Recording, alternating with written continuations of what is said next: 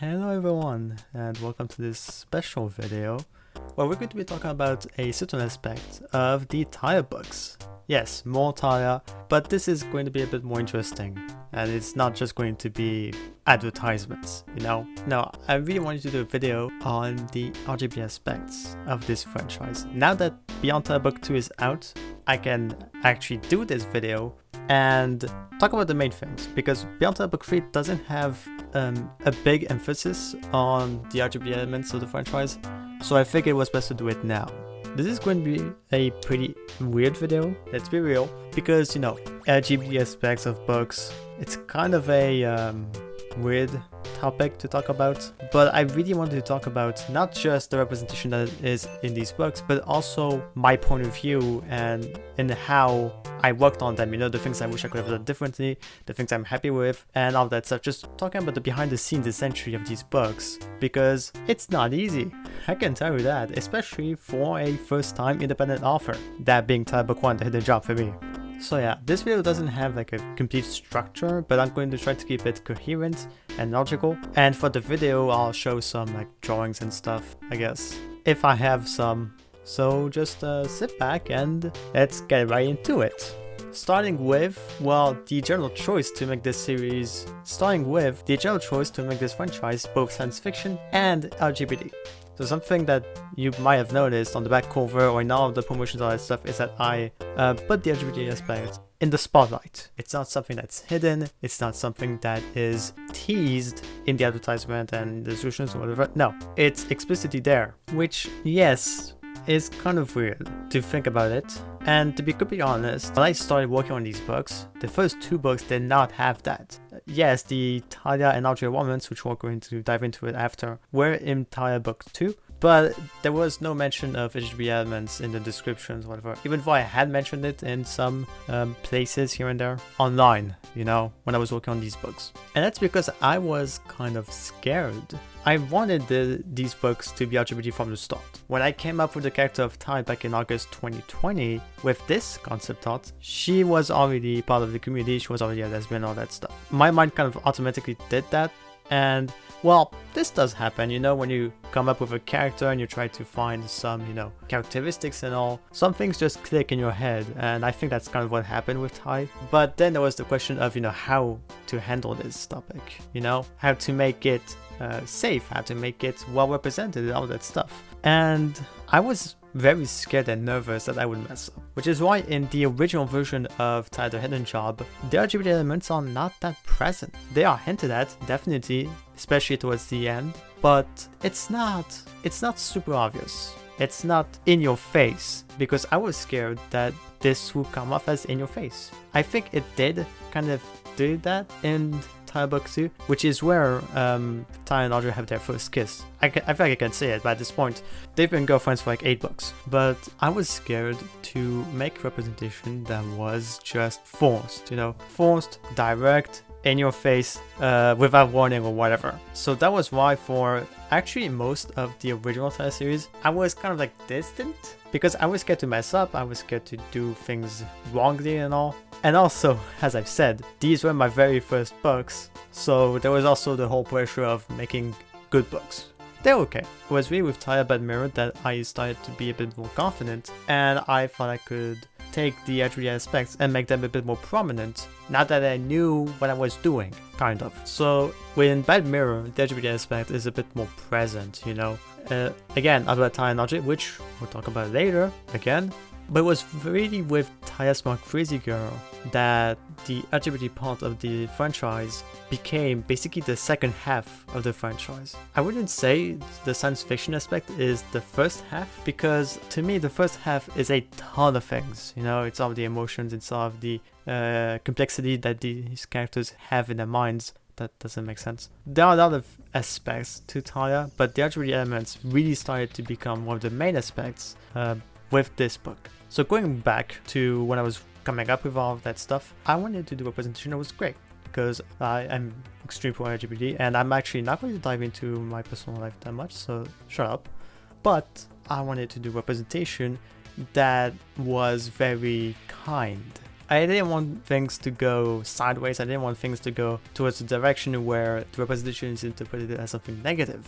You know, there are some things, some like books and movies and shows where they do LGBT representation, but the problem is the execution and, for example, who they decide to make LGBT, because sometimes it just feels wrong and almost offensive. I'm not saying you can have, for example, a villain as LGBT. You absolutely can. It's just, you gotta make sure the representation is well handled. You gotta make sure that you're not offending anyone, that you're not messing anything up.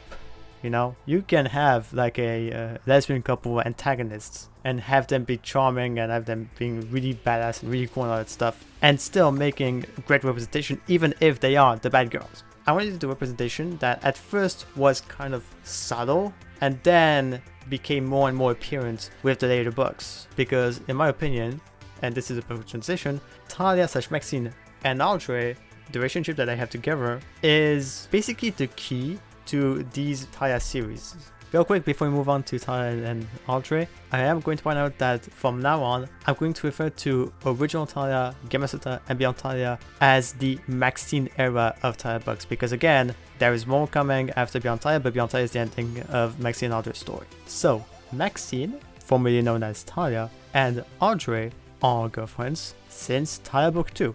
Now, things are going to get confusing, so just so you know, I'm going to refer to them as Maxine and Audrey, even though Maxine becomes alive at the end of Tailia Book 4.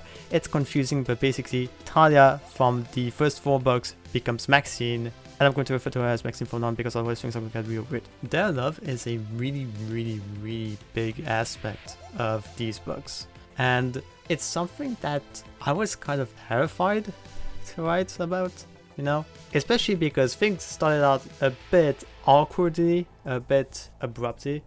Case in point, Audrey was not even a character until like a week or 2 before I started writing the very first book. There was a whole other character that was meant to be Maxine's girlfriend at the very beginning, and that character was never in any of the books in the end. Maxine and Audrey's relationship is something that's very interesting, and it's something that I was very scared to mess up. You can tell I was terrified of a lot of things, but I think the way they were handled, it was probably the best outcome. Now, the way they started was very fast. That's one of the criticisms I have about the first 2 Tailia books. They are very fast-paced, like really fast-paced, which is not a bad thing for some stories and all, but for some of the aspects of what I was trying to do with these books, yeah, it goes on a bit too fast. Like, Tailia and Audrey get together in the middle of Tailia Book 2, and we learn that Maxine has feelings for Audrey at the end of Book 1. It's a bit quick, it really is. And if I were to write these 2 books now, well, first of all, there would be 1 book, no need to split them in 2, and second, I would have made a bit more build-up, I feel like. But this relationship really shines with the later books. Like, the more the Maxine Era of books goes on, the more their bond becomes stronger and becomes a lot more interesting with a lot of different shades, you could say. And it's really the core of the Maxine Era of books, you know? If Maxine and Audrey weren't a thing, there would be no Tailia books. I said it. Because if you read the books, you will notice that they are extremely important to everything. The entirety of Tailia Book 4 is about them. It's about Tailia going on an existential crisis. I'm not going to dive into that, but also just seeing how she processes and copes with Audrey's disappearance, which it's not a spoiler anymore. It's just in Book 4, so I might as well just say it. And it's very weird. It's very mesmerizing, especially because at that point in time, well, Maxine is not Maxine yet. She's Tailia and someone else, and she's kind of breaking, you know, like her mind is going in all kinds of directions, and she can't really focus on it. She does a lot of mistakes. It's very interesting because essentially in this point in time, she's back where she started at the beginning of the first Tailia book, as if nothing really changed, but to her, everything feels different because Audrey is gone. But the relationship between Maxine and Audrey is the focus of the Maxine Era books. And it's not like picture perfect. It's not something I wanted to make like idealized, you know? I wanted to bring a lot of complexity to both of these characters and to their bond. And I think that's what made it work, you know? In Queerness, Tailia, for example, this is the series where Maxine, Audrey, as well as the new characters Kasey, Camero, which we'll talk about later, and Juliet, they all get challenged and kind of break in two, you know? Maxine goes through a lot of things in that series, and, well, one of them being she's dying, so fun fact. But she really wants to have, like, control over her life and try to make sure that it goes on the right path and all. But the whole world seems like it doesn't want her to. And Audrey deals with having done something that really messes her up and basically destroys her positive attitude. But in Queerness, Tailia, both of these characters are at the lowest point of their lives. But the thing that keeps them going is their bond, you know.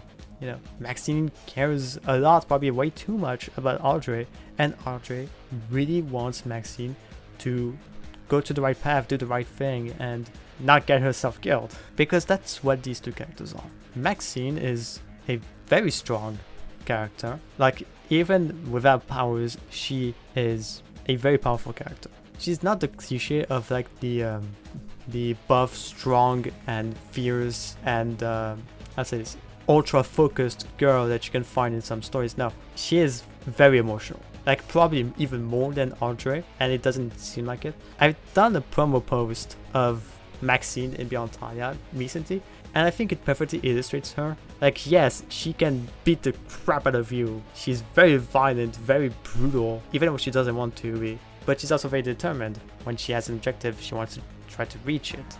And she's very caring. She's very loving. And this is really why Audrey is extremely important to her life. Because everything I just mentioned, that's Tailia before the events of the first series. Plus a bit of jerkiness. This version of Maxine is not perfectly sane, but calm, you know, like very careful, she lets her emotions take over her and doesn't try to hold them back. I wouldn't say she's completely impulsive, but if it weren't for Audrey, she probably wouldn't have gone far in her life, you know? I need to do a character that was both strong and emotionally driven. That poor girl goes through so much pain, so many injuries, so much blood spilled, and the only reason she's still standing is because she doesn't want Audrey to go through the same things. And this is something about the relationship that I really focused on in Tailia Books, making sure that both of these characters love each other very deeply and complete each other in some way, while still being their own characters with their own personalities, their own intentions, their own goals. We'll talk about how the difference also makes this bond not perfect. But yeah, Maxine is a character that's very mesmerizing, especially in her thoughts. You're often in her thoughts in Queerness, Tailia and the first Beyond Tailia book, and it's always like trying to find the outcomes like that would benefit them. And Maxine is a person that really wants to have control over what's going on, but at the same time, she doesn't want things to go in the wrong direction for the people that she loves, such as Kasey, Audrey, and, well, Audrey. Audrey, on the other hand, is, well, at first she was kind of not interesting, to be perfectly honest. Again, I'm talking about not just my perspective as the writer, but also as, you know, the person that knows everything about these books. I technically read them like 3 times. Help me. Audrey started off a bit like not a bad cliche, but a character that could have been a bit better, you know? Like, she's very positive, very cheerful. She was meant to be the character that the reader gets to discover this universe with, you know? In the first Tailia book, Tailia is not really the main character. Audrey is, because you discover everything through her eyes. That was the whole reason the character was even created. You know, it was a nice way to introduce the reader to this universe, because I didn't know how else to do that at the time. That was 3 years ago. Holy crap, that was 3 years ago. So she was like very innocent. Heck, she didn't even like violence. She didn't even like stabbing people and all that stuff. She was just like this nice girl that you could friend with at school and try to get the homeworks of. That's very specific. But I realized very quickly that she needed to be much more for her to be a standout character in the Tailia universe. She needed to be so much more than just Maxine's girlfriend. So I started to add layers to the character. I started to add motivations and a little more depth in her personality. For example, the fact that all of her positivity and innocence is fake. She's faking it because it's basically like an automatic coping mechanism. Everything's going to shit in her life, and the only way she finds to be able to process it is to fake being positive, you know? The cheerfulness is fake, the smiles and the laughs, they're not genuine, and that's something that's pretty interesting. As the books go on, the joy, the laughs, and the smiles do become genuine with the further time she spends with Maxine, but she's a character that appears innocent, kind, and sweet, and ever-loving, you know? But deep down, she's not that. She's still scared of violence and all that stuff, and living in the city of Moonherbs, which is where she grew up with, and it's where there are a whole bunch of crap. The cities in the Tailia universe, I might at some point talk about them because they all have their own identities and their own rules and all, but not now. Just know that Moonherbs is a shit show, and the only way that she found to live like this is to make it seem like she enjoys it. After a certain disappearance in book 4, she becomes a lot more broken, you could say. Obviously, her relationship with Maxine is still something that keeps her going, and she genuinely loves the girl. She genuinely loves being around her and doing things with her, you know? In Camero Tailia, there are a lot of humoristic moments between the two, and more often than not, it's just both of them messing around, like just doing dumb shit. For example, there's a scene where Maxine interrupts Audrey at work. She's in the school library, and she's a librarian right there, and Audrey just tackles her on the floor for no fucking reason. I just find that funny. Like, just two girls playing around, having fun, even though they live in a very harsh environment. But Camero Tailia is really where Audrey's character gets split in two, because of an event that happens that basically permanently wrecks that positive attitude, that coping mechanism, which leaves the true Audrey out and vulnerable and, well, for Maxine to deal with. Essentially, throughout these books, Audrey is trying to turn that coping mechanism into a real feeling, into a real thing, because that's who she wants to be. She wants to be positive, she wants to be cheerful, she wants to be smiling all the time. But this event in Camero Tailia book 2 kind of, I'd say this, shadows her expectations, shadows her hopes and all. But she's still going, she's still trying her best because of Maxine, because of her love for her. And this is something, again, that I really wanted to point out. Maxine without Audrey is not Maxine.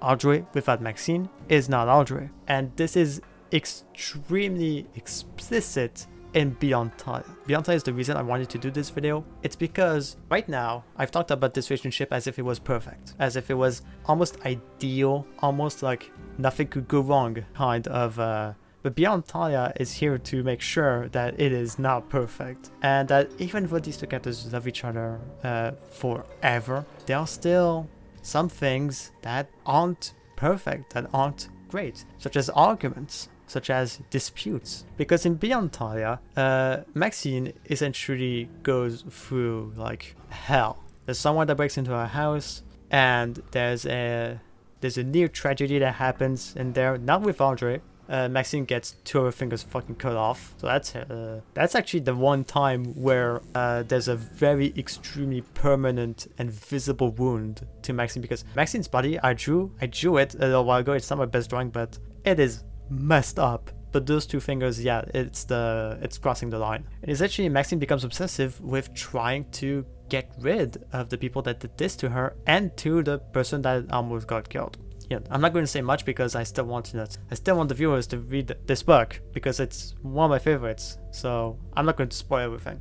But this is going to be very interesting because in Beyond Tailia, Audrey knows that Maxine is going on the dark path. She's going in places where she won't like what she finds, and she might act irrationally and extremely brutally. So more often than you might think, in this book, the 2 of them have arguments. They have very serious and very personal disagreements, you know, with Maxine trying to make things right, to gain control again of their lives, and Audrey trying to make sure that Maxine doesn't get herself killed, and that Maxine doesn't kill anyone that wasn't responsible for what had happened. It's this sort of dynamic that I really love, and I think this is what solidified this LGBT aspect of the books it's that I didn't want things to be perfect because nothing is. There's nothing that's picture perfect. It's not like they got together and lived happily ever after. It doesn't work like that. Adding these disagreements, these disputes, this is what makes them more human. This is what makes them a lot more interesting and actually a lot more perfect. The flaws are theirs and they're important. It especially becomes important in Beyond That Book 2. Beyond That Book 2 is probably the most LGBT book in all of the books, and a good reason why is because Audrey and Kasey talk a lot about LGBT fiction and all, because Audrey works in the publishing house. I've actually released back in December a section of Beyond That Book 2, a quick scene that talks about this, but this is my favorite Tailia book, and it's also the book that probably has the least perfect version of Audrey's bond with Maxine. What I mean by this is that Maxine comes back after a long time, and at first it's like a dream come true for Audrey. You know, she's back with Maxine, they're very happy, very excited, but reality comes back extremely quickly, and it's not what Audrey had in mind, because a good chunk of Act 1 of this book is Audrey living without Maxine, you know? And it's very interesting because for the very first time you get her point of view. She is the star of this book, and it's very interesting to get her point of view on how to handle the situation without Maxine, you know, how to process the thought of Maxine possibly being gone forever, or worse, dead. It's that serious.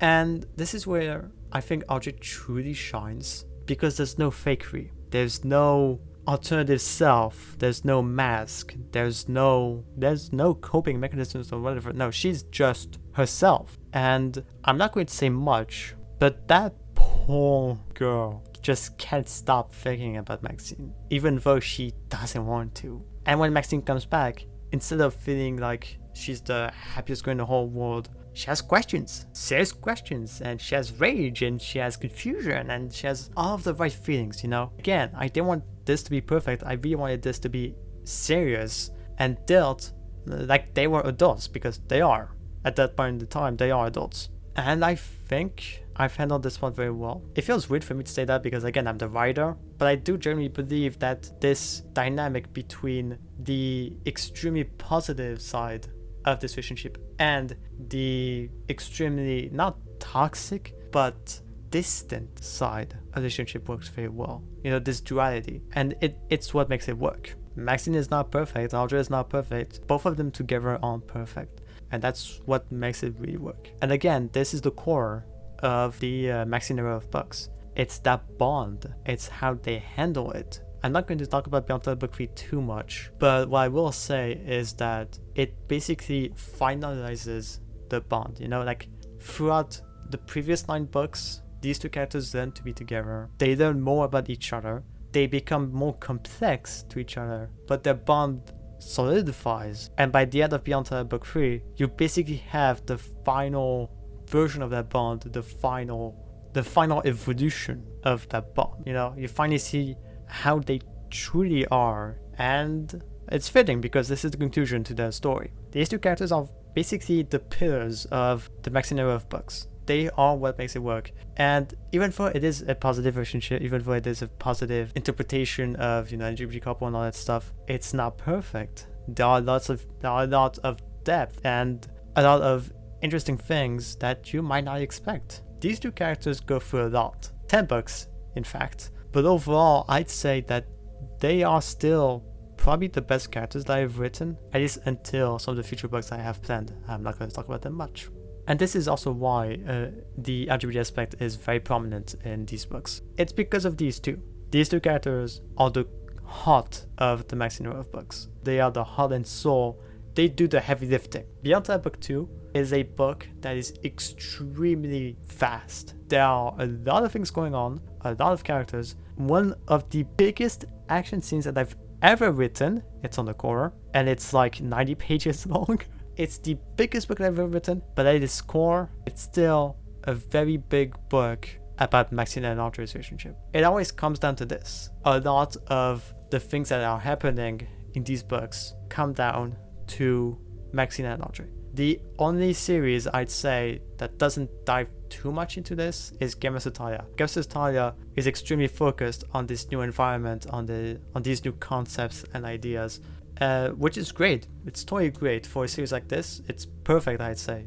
Game of Book 1 is still my second favorite Tailia book. The relationship between Maxine and Audrey is a bit pushed to the side, but it's still very important, even if the events of these books is not about them specifically. Maxine is involved in the main events, but Audrey technically could have been completely gone from Game of Tailia, but her presence and what she goes through, the character development that she has in that series is still very important. And I think I've dived into everything about these two characters. Again, as I've said, without that bond, there would be no Tailia books.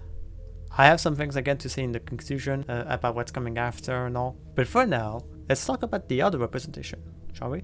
There are many ways to do LGBT representation in media.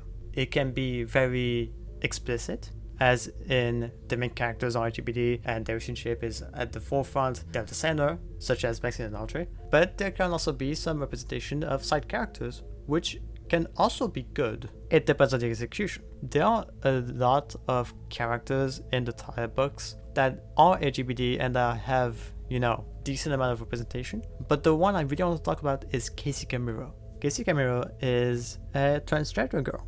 She's trans femme, and she's introduced in Game of Tailia Book 1, becomes a major character in Book 2, and gets promoted to third main character in Beyond Tailia. This is not a joke. She goes through a huge glow up because she's probably the hardest character I had to write, purely because of the fact that she's transgender. Because how do you do transgender representation? That's a big question. There are a lot of possibilities, but I feel like there are also a lot more chances of the writer to mess up. You can do representation that is extremely subtle. For example, in the Fallout show, which you should watch, it's really freaking good and kind of blew my mind. There's a trans mask character, but they don't dive into it. He's just there, and that's great. It's not important to the story, but the fact that they have a trans mask actor is really cool. This kind of representation is extremely good, in my opinion, because it normalizes LGBT people a lot more, There's no need to make the fact that they're trans integral to the story. They're just normal people, just like all of the other actors, and that's great. In my mind, for books, you can't really do that, It's like if you write a character throughout the entire book, and then at the very last minute, after the book is published, decide, oh yeah, that character is trans. It doesn't really work as well, in my opinion, because it feels like an afterthought. It feels like it's just slapped on there for the sake of it. Whereas for the Fallout example I said, well, it's an actual actor that's trans mask and that he's on the show, and the representation is already done because he's in there. And even though it's not in the story, it's still a decent way to do representation while still being subtle about it. So for books, in my opinion, you kind of have to write the fact that they're trans. And this is where things can get really messy and very, I'm willing to say dangerous, because there are a lot of ways you can mess up, really badly. For Kasey Camero, I decided to go to the direction of making the fact that she's trans important.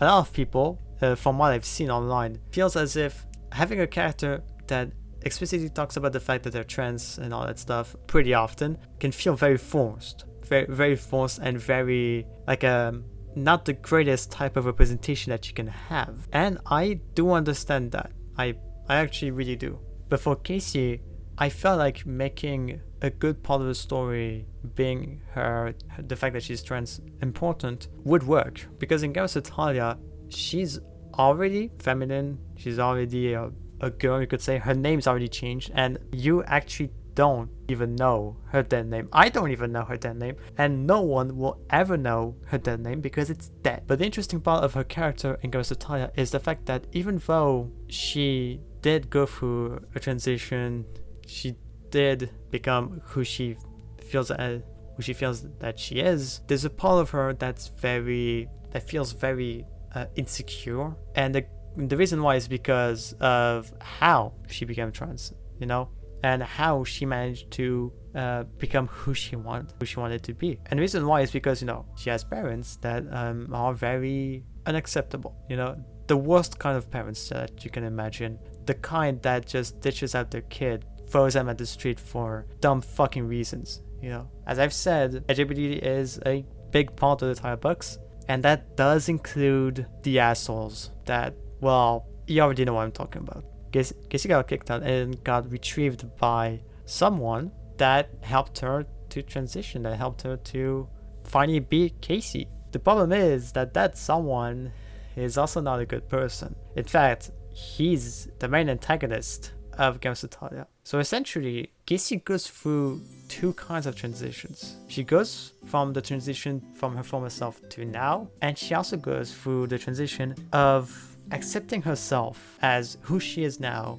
despite where she came from. And a big part of that is the fact that she got there because of the main antagonist. At first, she's actually loyal to him, but you very quickly and clearly learn, even in the very first scene that she's introduced in, that she's having none of it, that she wants out. So the fact that she's trans is actually important to her story, and I feel like there are some ways I've handled pretty well, and some others I wish I could have done a little differently, that I feel like might have been a bit awkward. It's always this question of balance, you know, of making sure things are right. It's a lot of stress, you know, because I really wanted to get this representation right, and I think I did a pretty good job. But I can't deny that I also feel like there are some things that were not handled as well as I thought they would be. Such as the fact that her last name in the description of Games of Tailia Book 2 is her dead last name, Kasey Mitchell. Mitchell, which is the last name of her parents. I always felt that was kind of awkward, and I felt like it was a little wrong to do. So I did try to correct that, you know. When the antagonist is defeated in Ghost of Tailia and all, and Kasey accepts herself and becomes who she is, and also she's, again, becomes the main character, she ditches the name Mitchell and gets the name Camero, you know, Kasey Camero. I feel like that was a good way to also solidify this second transition, going from who she was before to Kasey Mitchell to then Kasey Mitchell to Kasey Camero. And I really want to, again, point out that the fact that she's trans is important in the story, but it's also not in your face, you know? The big aspect of her story in Games of Tailia is the fact that she's a follower of the antagonist that wants out, that wants to become independent, their own person, and also someone good, instead of being, you know, a villain. This is still the core of the story, but the fact that she's also trans and all that stuff is extremely important to this character and to her evolution. That's something I really wanted to do in Games of Tailia. When it came to Beyond Tailia, there wasn't much else to talk about in the fact that she was trans, you know? It wasn't like a part of the story because it was done. She is Kasey Camero. There's no need to go back. There's no need to put that LGBT representation in front of the reader's face anymore. So instead, she just became a normal character. She's very authoritative, I don't know if I spelled that right, but also caring, and she's kind of like the guide for Maxine and Audrey. A lot of the times, she's seen as their mentor, which is kind of funny because she's actually younger than Maxine and Audrey. But in Beyond Tailia Book 1, you're in the eyes of Maxine most of the time, and when she seeks like help or tips and all that stuff, she goes to Kasey. In Beyond Tailia Book 2, you're in Audrey's point of view most of the time, and she goes to Kasey. Well, Kasey actually goes to her, but Kasey is basically the mentor for both of these characters to get them on the right track and to make sure that they don't lose themselves. And I think that's probably the best evolution that this character could have gotten. You know, going from someone who wanted to be independent and good and also herself to now becoming someone that guides people who are slowly losing themselves. This is what I really like about Kasey, and this is also why she is a major character in Beyond Tailia. She used to not be there often, actually. When I started coming up with Beyond Tailia over a year ago now, what the fuck is time? She wasn't a major character. She was just kind of on the side, kind of like Audrey. Audrey's a major character in the first Tailia series, but since their story is done at the end of Tailia Book 4, they don't do a lot in Games of Tailia. You know, they're like a side character, which is fine. At least you know that they're doing alright. When it came for Beyond Tailia, they do appear in Books 1 and 3, but they're still mostly a secondary character. A very charming secondary character, but still. Kasey could have been just that, but I decided to make her main character, And I feel like that was the right move to go through, and I'd say it paid off, you know, even with the mistakes that I made, like the last name, dead naming thing. It's not the first name, so that's at least good, but I still feel like that was a bit wrong for me to do. And there are also some bits of dialogue that I definitely could have done better when you're with Kasey. For example, there's a scene in Tailia Books 2 where Maxine breaks her out, if I recall correctly, and Kasey tucks her shirt under her pants, you know, and she says that it helps her to feel a bit more feminine. I think that was a little too on the nose, a little too random, but it's a very quick scene. You quickly move on from it, so it's not harmful in any way. That was Kasey, a character that was very challenging to write in Tailia, but she's also a character that I absolutely love to write in Beyond Tailia. This mental role is so freaking perfect, and also a bit of a geeky role because of another character that gets introduced in Beyond Tailia. And this is the perfect transition to talk about the future. If you were here just for the LGBT elements, you can probably leave now if you want to. I do mention some important things in this section, but this is kind of like the news section of the video, so it's not really the most interesting part for you if you were here for the LGBT elements, but you can still stay. It's not going to be long, hopefully. Throughout the entirety of this video, I've talked about positive LGBT relationships, you know. I talked about the way I wanted to do the representation right, how I had a lot of struggle and a lot of fears because I wasn't very confident. I felt like it was better to slowly make my way to the center of this relationship, you know, taking my time. But I feel like now I can easily write LGBT relationships. You can tell I was very scared at the beginning, and I was kind of struggling to make the LGBT representation right. It was very subtle, again, at the very beginning, but as the more books went on, the more experience I got and the more comfortable I got to write about it. And I also grew a bit more confident to write both extremely positive representation and also the flaws, the little disagreements, because these are necessary to show that lesbians, gays, transgenders, NBs, everyone in the LGBT community is human. Flaws are part of us. It helped to make this representation. I didn't want to like glorify LGBT people.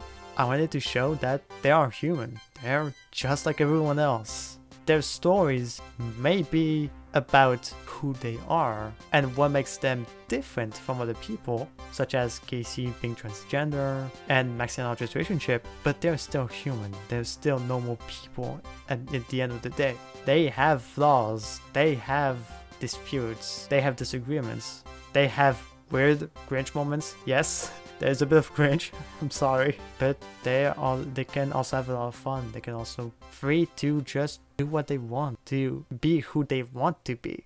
That was one of my goals with the Tailia books, and with Beyond Tailia Book 3 coming in to end this era of books, I'm very happy with the outcome. I was scared, very terrified, but at the end of the day, I'm willing to say that it was worth it. That the RGB aspect really doesn't feel forced. It really doesn't feel like an afterthought. It's at the core of these books, and it's decent.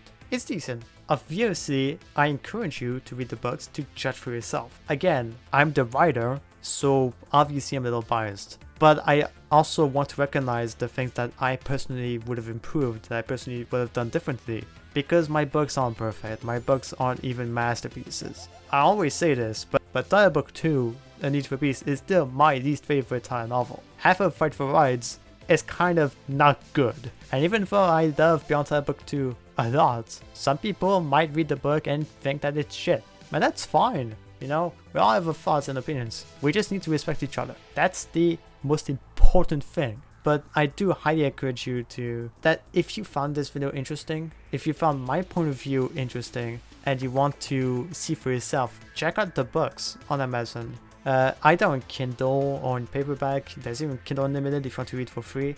Feel free to discover these books and see the RGB representation. And if you do that, I would love to listen to you. I would love for you to tell me what you would have done differently, what you loved, what you didn't like. Everything. I can take everything, you know, all kinds of criticism. As you know, I would fight for rights. I'm used to very mixed reception, and I take it very well. In fact, most of the time, if you tell me constructive criticism, I try to take it into account. I try to use it to make my future books better. Fight for Rights is a huge mess, and I am not a fan of a good chunk of it, but I still publish these books. I still publish them because I think it's important for readers to also see the things that don't work out. It also helps that Fight for Rights is an experimental series, so some people may love the books that I don't like, and some people may despise the books that I actually like. So yeah, but this is not about Fight for Rights. Fight for Rights is done anyways. This is about Tailia, and I think the same can be applied here. So I do encourage you to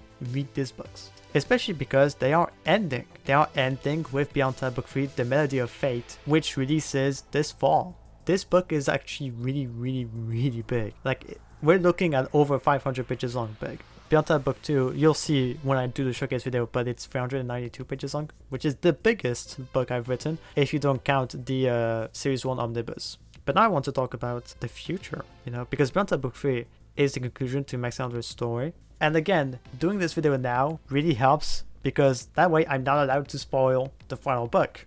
You don't know what happens to Maxine and Audrey, even if I kind of teased it. I want to talk about the future of Tailia, because now that the Maxine Era of books is done, and that I've said that the LGBT aspect and Maxine and Audrey's relationship was the core of these books, you might be wondering what's planned for the future, because it's in the works.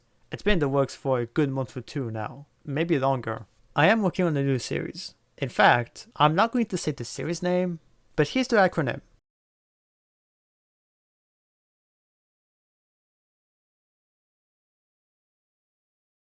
Like it? This is the only time I'm going to be talking about this series before Beyond Tailia Book 3 is released, or at least the cover is done, so listen carefully.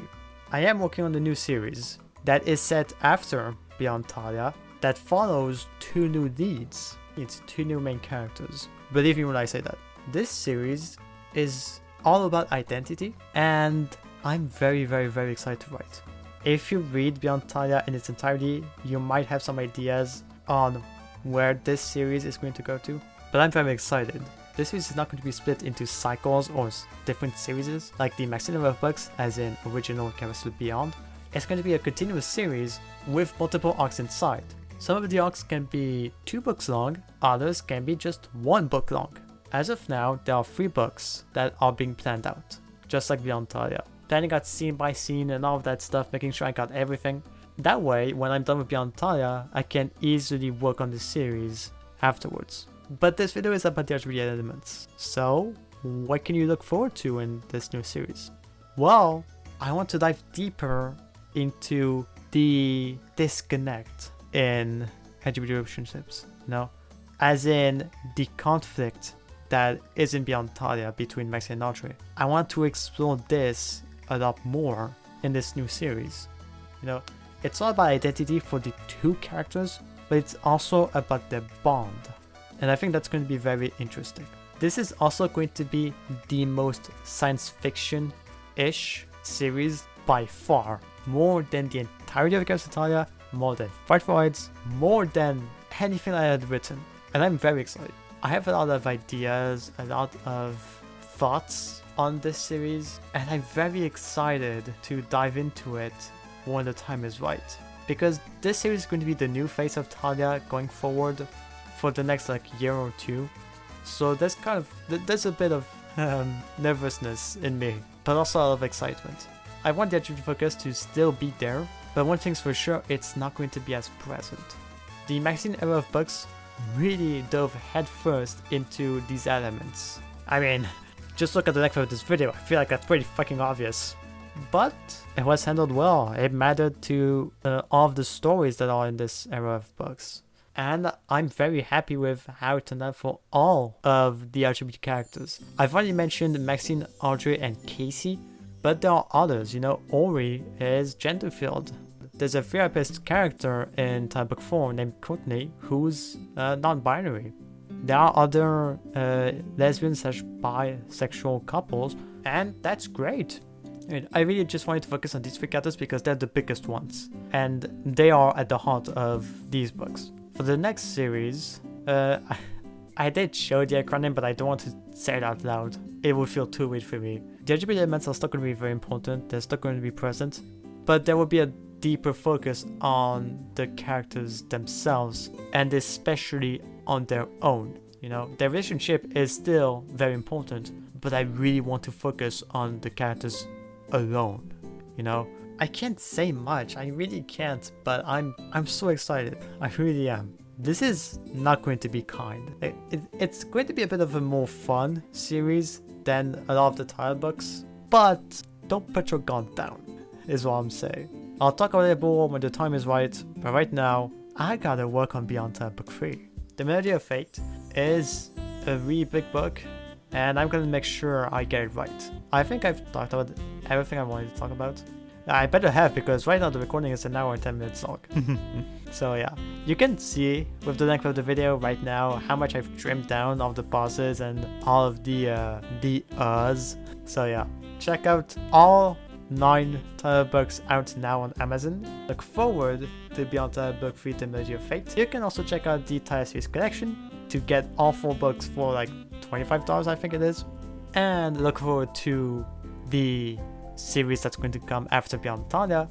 Fun fact, Audrey West's anniversary is on May 6th, so very soon. Maxine is August 6th, which is still, in my opinion, Tailia Day. Like, this is the day where I usually drop the big stuff. So yeah, last year it wasn't, because it was on July 31st. I wanted to talk about the very first Tailia book, so I did. But this year, I'll have some things. So yeah, you can check out my other videos. It doesn't have to be FNAF ones.